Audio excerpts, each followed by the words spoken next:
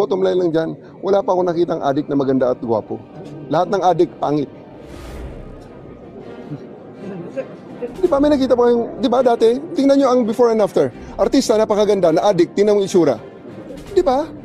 Diretsong usapan, real talk. Wala pang adik o substance user na gwapo at maganda. Lahat pangit. Ah, talaga ba, Tore? Kaya naman pala, itong amo mo ang isang example. Di ba? Ang gwapo ng bata. Akala mo artista. Ito ang before niya.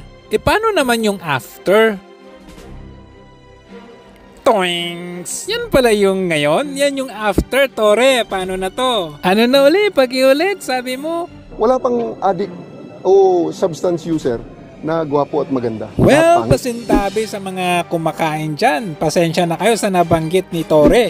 Dahil kay Tore, napasearch tayo kung totoo nga ba yung sinasabi niya before and after. At eto ang lumabas.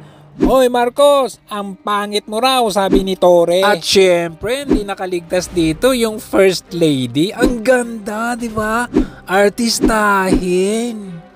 Noon yan.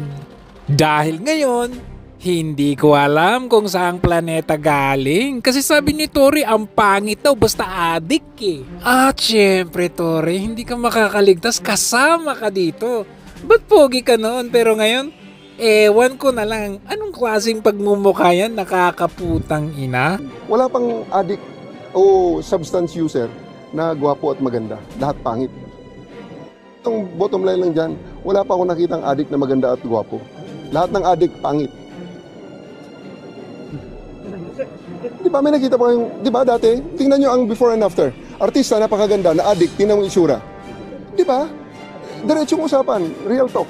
Wala pang adik o substance user na gwapo at maganda. Lahat pangit.